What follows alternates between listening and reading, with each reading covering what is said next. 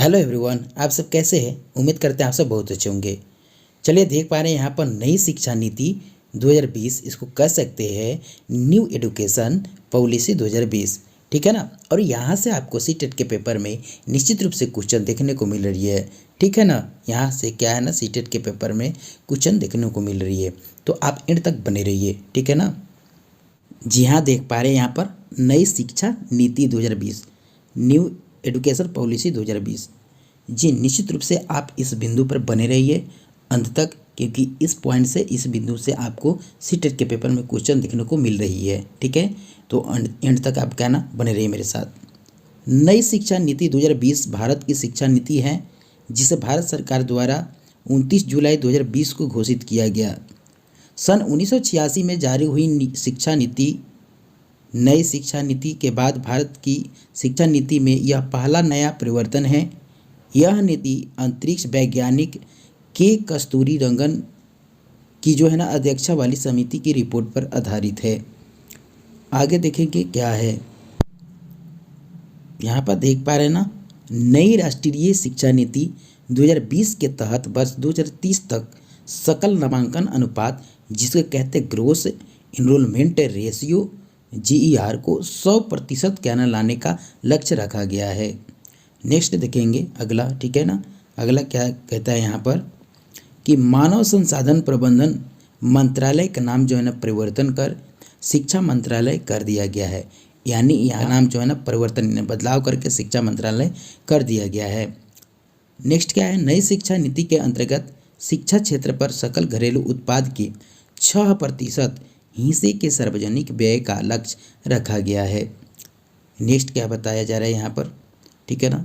5वीं कक्षा तक की शिक्षा में मातृभाषा, स्थानीय या क्षेत्रीय भाषा को जो है ना शिक्षा के माध्यम के रूप में अपनाने पर बल दिया गया है।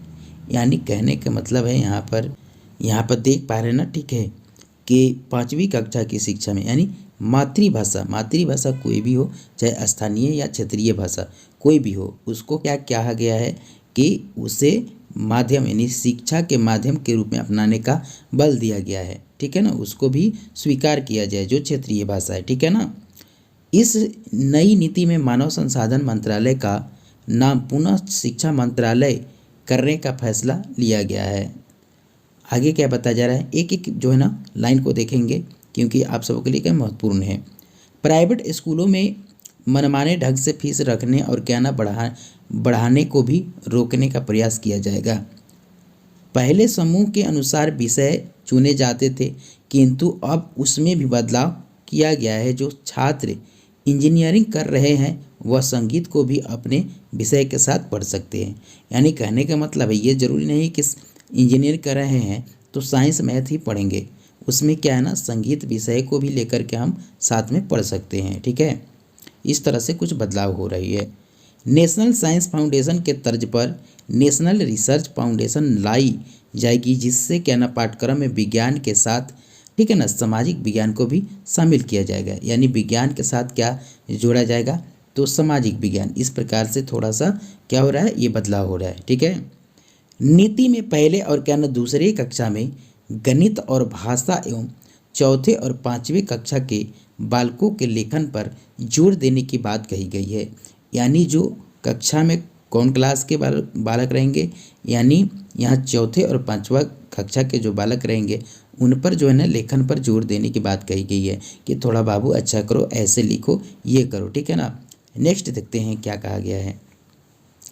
10+2 इन फॉर्मेट तैयार। ठीक है, यहाँ पर बताई गई है क्या ना, क्या आपको फॉर्मेट यानी 10+2 स्कूलों में 10+2 फॉर्मेट के स्थान पर अब क्या ना 5+3, 3, 4 और क्या ना फॉर्मेट को शामिल किया जाएगा।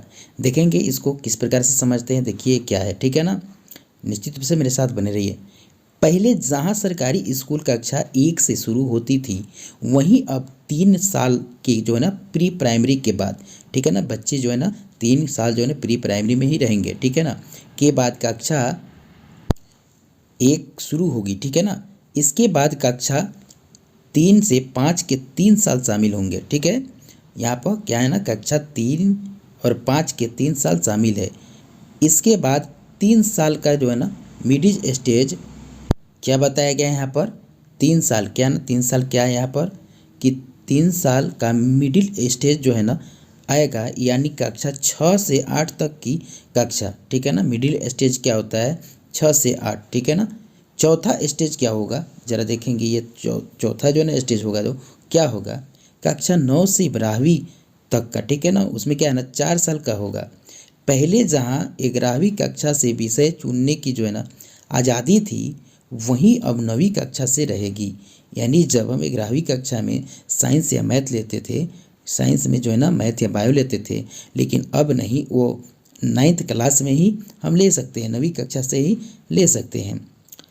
इसमें क्या है ना रटंत प्रणाली को खत्म करने की भी कोशिश की गई है कि विद्यार्थी रटन प्रणाली को छोड़ करके जो है ना समझने की कोशिश करे। शिक्षा मंत्रालय को लगभग 7177 सुझाव प्राप्त हुए हैं। नेशनल एजुकेशन पॉलिसी में शिक्षा नीति की सिफारिशों के 297 कार्यों को एक साथ जोड़ा गया है, जिसके लिए जिम्मेदार एजेंसी और क्या न समय सीमा भी तय की गई है। इन सभी कार्यों के लिए इस योजना के अंतर्गत 304 परिणाम भी निर्धारित किए गए हैं। जी हाँ, यहाँ पर ये देखने को मिला कि कितना था 7177 सुझाव, ठीक है ना। और नेशनल एजुकेशन पॉलिसी में शिक्षा नीति के सिफारिश कितने थे तो 297 कार्यों को, ठीक है ना।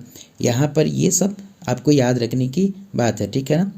इन सभी कार्यों के लिए क्या ना योजना के अंतर्गत 304 परिणाम भी निर्धारित किए गए थे। कितने परिणाम 304। इस सब बात को, सभी बिंदु को मुख्य रूप से याद रखेंगे। सन 2020 में नेशनल एजुकेशन पॉलिसी आरंभ की गई है। नेशनल एजुकेशन पॉलिसी के अंतर्गत कार्यान्वयन की योजना जल्द सरकार द्वारा, ठीक है ना, घोषित की जाएगी। यह 1968 और 1986 के बाद तीसरी शिक्षा नीति है।